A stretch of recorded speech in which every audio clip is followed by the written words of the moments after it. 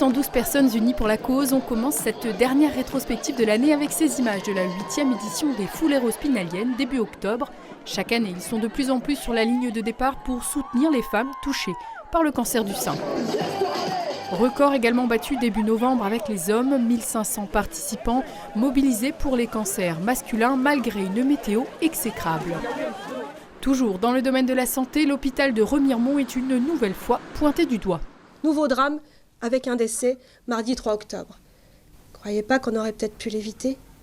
Croyez pas que vu les sonnettes d'alarme qu'on a tirées depuis des mois, on aurait peut-être pu éviter? Suite à ce décès, le directeur a suspendu pendant plusieurs jours les opérations non urgentes. L'agence régionale de santé mène une enquête sur le centre hospitalier Romary-Montin, visé par plusieurs plaintes. 12 ont été déposées en 18 mois. Quelques jours après ces annonces, les proches de plusieurs victimes étaient rassemblés pour appeler leur combat.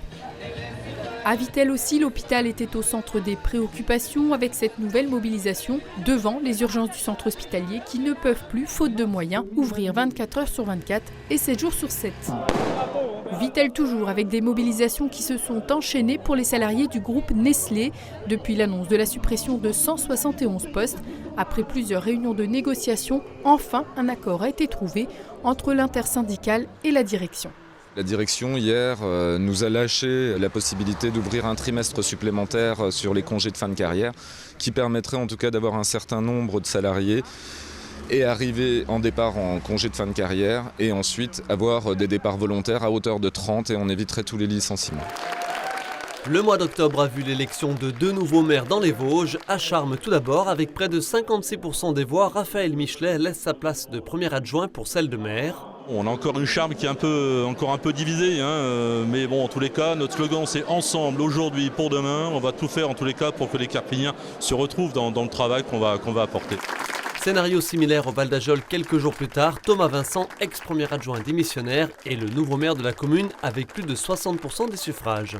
On est tous heureux, c'est un vrai travail d'équipe qui paye aujourd'hui ce soir et voilà ce qu'on a voulu transmettre dans cette campagne qui était vraiment une volonté d'apaisement et d'être constructif. On voit que ça a payé, on a travaillé sur ça pendant plus d'un mois. Super, c'est bon, merci. Des nouveaux maires et bientôt des nouveaux Vosgiens, le conseil départemental a mis en place une opération pour attirer de nouveaux habitants. Les premiers candidats étaient en visite du côté de Remiremont début octobre.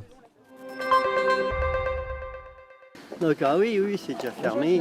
Autres arrivées annoncées, celle de 3 nouvelles brigades de gendarmerie mobile dans les Vosges. Sur ces images, les futurs locaux de celle d'Édoual, mais les communes de Saint-Maurice-sur-Moselle et de Montureux-sur-Saône sont elles aussi concernées. Particularité pour la brigade Frémy, elle sera spécialisée dans les questions environnementales. Une vingtaine de militaires arriveront dans les Vosges à partir du premier semestre prochain. Les sapeurs-pompiers aussi vont avoir du renfort pour améliorer encore les moyens des SDIS, les services départementaux d'incendie et de secours face au risque des feux de forêt. L'État a débloqué un fonds de 150 millions d'euros. Dans les Vosges, l'aide se monte à 763 000 euros pour acquérir du matériel et de nouveaux véhicules. Les punaises de lit ont fait parler d'elles au mois d'octobre partout en France et les Vosges n'y ont pas échappé. À Saint-Dié, les internes du lycée Jean-Baptiste Augustin sont priés de rentrer chez eux. Les désinfections s'enchaînent dans les bâtiments.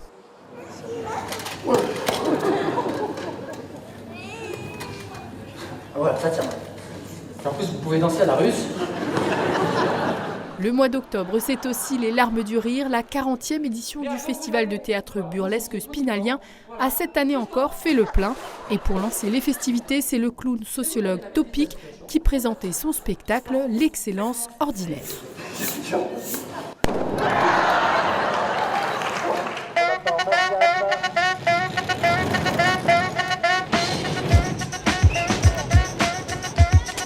Moment de détente toujours, mais plus sportif cette fois, avec la finale des championnats de Lorraine de course de caisse à savon à Remiremont. 77 participants pour cette première dans la cité des Chanoinesses, dans 11 catégories différentes, dont celle des engins folkloriques. C'est leur première course.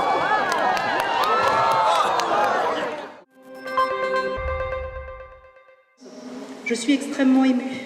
Mais ce mois d'octobre a aussi été assombri par des événements tragiques. Hommages et manifestations s'enchaînent dans la rue et les établissements scolaires suite à l'attaque au couteau à Arras d'un enseignant. Autre homicide volontaire le 15 octobre, un homme de 43 ans est découvert mort à son domicile à Tuilière.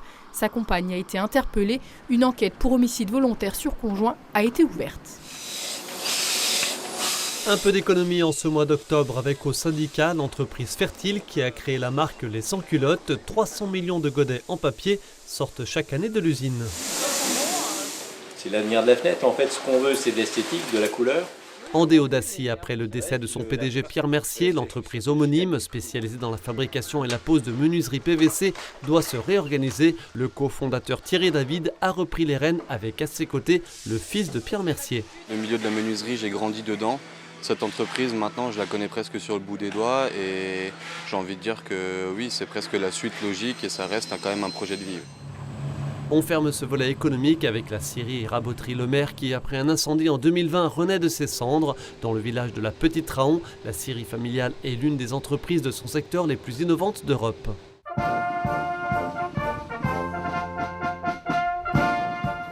Un peu d'histoire, 3 nécropoles vosgiennes ont été inscrites au patrimoine mondial de l'UNESCO. La Chipote, la Fontenelle et les Tiges témoignent de l'histoire de la Première Guerre mondiale. Un patrimoine à préserver et qui devrait attirer davantage de touristes. Les sites classés UNESCO voient leur fréquentation augmenter de 30 à 80%.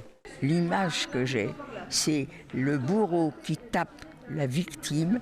Elle est par terre, à ses pieds, ensanglantée. Et vous avez le bourreau qui continue à la frapper jusqu'à ce qu'elle soit ou évanouie ou morte. Histoire toujours avec ce témoignage de Ginette Kolinka à la Louvière d'Épinal, un message de paix transmis par l'une des 17 derniers rescapés français des camps de concentration nazis, qui rappelait aussi l'horreur vécue à Auschwitz-Birkenau durant la Seconde Guerre mondiale. On nous a réduits dans un état lamentable. Vous n'êtes plus rien. Ils vous ont tout enlevé qui pouvait faire quelque chose qui vous différenciait les uns des autres. Tout autre sujet, les travaux sur la digue du réservoir de Bouzet étant sur le point de s'achever, une première opération de réempoisonnement a pu être réalisée. Brochets, perches, tanches et bien sûr gardons ont été déversés. Déjà quelques 500 000 mètres cubes d'eau, mais pour revoir Bouzet avec sa pleine capacité, 7 millions de mètres cubes, il va falloir se montrer patient. Quelques images enfin des premières couleurs d'automne au jardin botanique de Gondremer à Autrey. Avec le changement climatique, le vert perdure quelque peu à une période où arbres, plantes devraient être plutôt composés d'un dégradé de couleurs chaudes.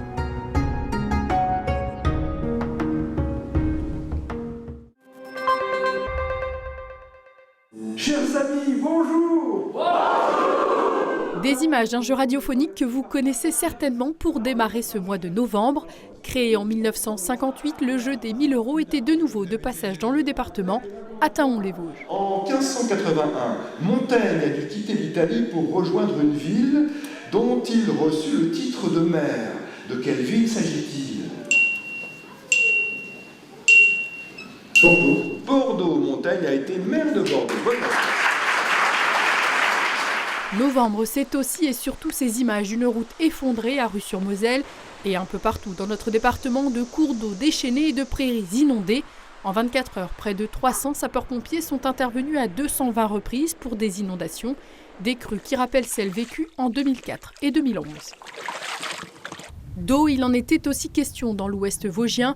Via un sage schéma d'aménagement et de gestion des eaux, un observatoire hydrogéologique est mis en place avec l'installation d'un piézomètre. Un piézomètre, c'est déjà un forage qui est pu exploiter, donc qui peut être utilisé pour une mesure du niveau d'eau en statique. Et ça permet d'avoir une idée de la ressource en eau disponible et de ses variations au cours du temps.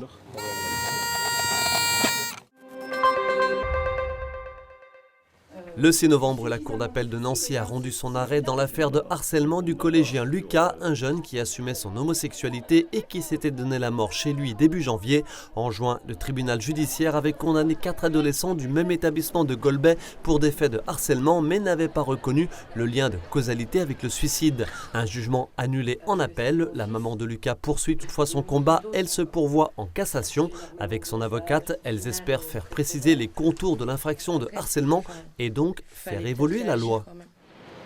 Économie avec la société Eger qui se positionne pour la réouverture de la ligne de fret entre Bruyères et Rambervillers. Si cette demande aboutit, l'entreprise de panneaux de bois pourrait doubler son volume de production et embaucher jusqu'à 150 personnes supplémentaires.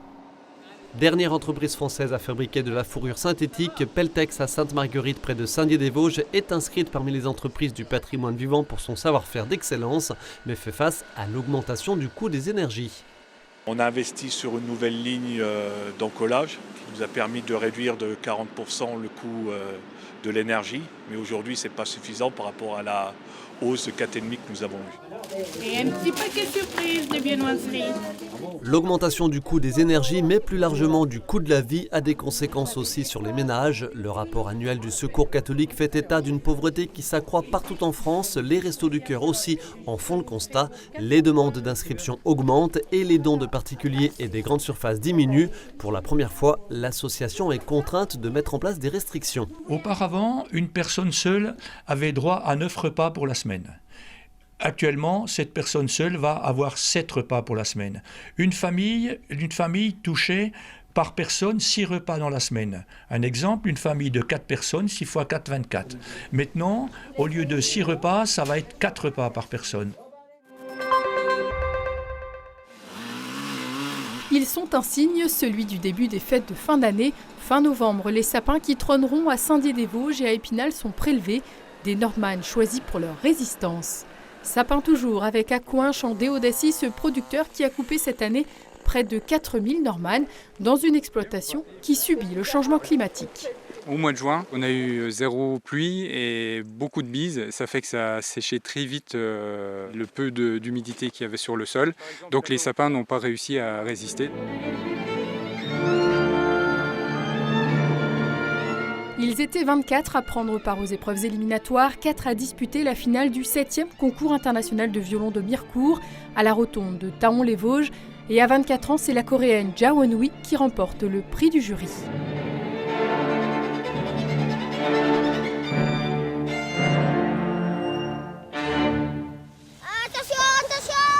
Novembre se referme avec ses paysages blancs et les tout premiers skieurs au haut du taux. Le site fonctionne grâce à une association et un fil-neige photovoltaïque. Du côté de la Bressonnec, il manquait encore fin novembre une vingtaine de centimètres pour ouvrir les pistes. L'heure était encore au test du nouveau télésiège.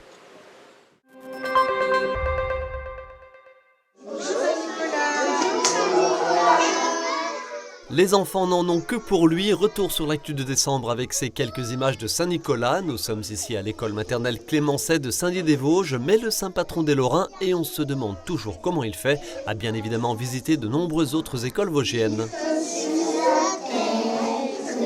On reste sur les festivités de fin d'année, direction le marché de Noël de Plombières-les-Bains, pendant très longtemps le plus beau et le plus connu des Vosges. Mais force est de constater que désormais, la concurrence est rude. On ne voulait surtout pas du Made in China. Et on est toujours sur la même ligne de conduite. Là, on est plutôt dans des chalets avec des choses qui sont faites localement. Ambiance plus lourde au centre départemental des sapeurs-pompiers des Vosges à Golbey. La cérémonie de la Sainte-Barbe s'est déroulée cette année dans un contexte particulier, le SDIS des Vosges étant ébranlé par l'ouverture par le parquet d'une enquête contre X pour harcèlement et violence volontaire. Autres inquiétudes à Remiremont, comme beaucoup d'établissements de santé en France, le centre hospitalier peine à trouver des praticiens, mais début décembre, le ministre de la Santé a coupé court à toute polémique de fermeture. On ne peut pas se passer d'un centre hospitalier à Remiremont, d'une maternité, qu'on se bagarre pour maintenir à niveau en termes de ressources humaines le service des urgences. Voilà, on a dû suspendre par l'activité pendant quelques semaines, mais ça n'était pas le prélude à quelque fermeture que ce soit. Au lendemain du vote de la loi Asile et Immigration le 19 décembre, Aurélien Rousseau démissionnera pour désaccord avec le gouvernement. Bravo. Santé toujours avec ce mois de décembre, 2 rendez-vous sur le thème des aidants, dont 80% disparaissent avant leurs proches. À Darney, une plateforme de répit et d'accompagnement a vu le jour, et à Xon-Rue-Longemer, une quarantaine de personnes étaient rassemblées dans le cadre d'un parcours de rétablissement proposé par le groupe de santé mentale des Vosges. J'ai traversé des moments où j'avais plus aucun espoir. Le fait d'ouvrir les yeux le matin, j'avais qu'une envie, c'était de les refermer. Donc j'avais aucun sens, plus de sens, plus rien. L'image donne un aperçu de la violence du choc, une voiture percutée par un TER. C'était le 6 décembre à l'Épanche sur Vologne, sur la ligne Épinal-Saint-Dié-des-Vosges. La conductrice de la voiture, une femme de 73 ans, est décédée. Un mot d'économie. En décembre, nos caméras se sont baladées comme elles en ont l'habitude dans les ateliers de diverses entreprises vosgiennes. Ici, l'usine d'ustensiles de cuisine haut de gamme de Buyer au Val d'Ajol. À l'occasion de la venue de chef pâtissier du chocolatier Valrhona, les deux références de la gastronomie française ont un bout d'histoire en commun.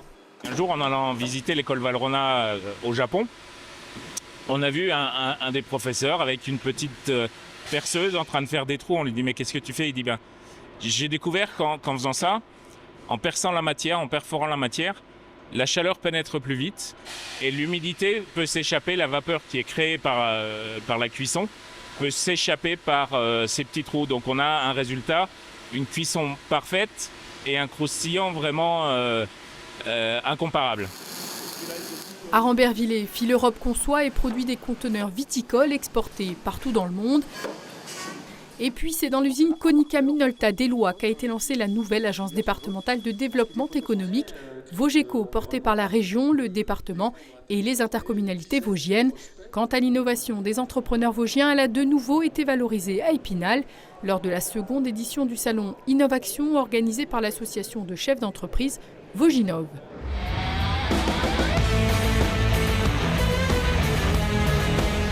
Innovation toujours, mais en matière de divertissement. À Épinal, on peut désormais s'adonner à l'e-drift, sorte de Mario Kart grandeur nature. À force, on arrive à maîtriser l'engin, mais non, franchement, c'est à faire, c'est vraiment rigolo. Il faut choper les lapins pour aller plus vite, ou alors si on tombe sur une tête de mort, ça nous fait ralentir. Tandis qu'avant, on faisait tout ce qu'on voulait sur la piste. Et alors comment vous trouvez ça ? Je trouve ça bien, c'est la première fois que j'en fais et je reviendrai. L'e-drift d'Épinal pourrait faire des émules, ses gérants réfléchissent à la création d'une franchise. On s'élève un peu du sol avec du côté de Bulgnéville ces nouveaux murs d'escalade, 16 mètres, une hauteur rare en région Grand Est, des murs permettant de pratiquer les 3 disciplines, vitesse, bloc et difficulté. Nous avons un mur qui est en mesure de recevoir des compétiteurs au niveau olympique. N'hésitez pas, le but n'est pas de faire de l'argent, le but est de faire une renommée sur ce territoire. Le club compte aujourd'hui 260 adhérents, mais il devrait assurément être beaucoup plus prochainement. On reste en hauteur, mais sur les pistes de ski avec à la station de la Bressonnec la saison qui a été lancée juste avant les vacances, le vendredi 22 décembre. Seulement 5 pistes ouvertes, principalement grâce à la neige de culture. On se quitte avec ces images d'ambiance de Noël. À Épinal par exemple, après 10 ans d'absence, le banquet des Illuminés, imaginé et mis en scène par l'auteur et peintre Claire Arthur, était de retour à proximité de la place des Vosges. Depuis peu, votre frère a quelque peu le tapioca qui se mélange à la farine. Toujours dans la Cité des Images, à l'occasion de l'animation Épisonge, enfants et parents ont été ravis de retrouver le Père Noël. Rue de la 40 semaines, les décorations lumineuses de la maison de Fabrice Stritz resteront en place jusque mi-janvier. Au Fort d'Uxeniel, le marché a attiré plus de 2000 visiteurs sur un week-end. Direction enfin Remiremont où quelques joyauderies ont participé au premier concours du plus moche pull moche de Noël. Autodérision assumée et humour assuré.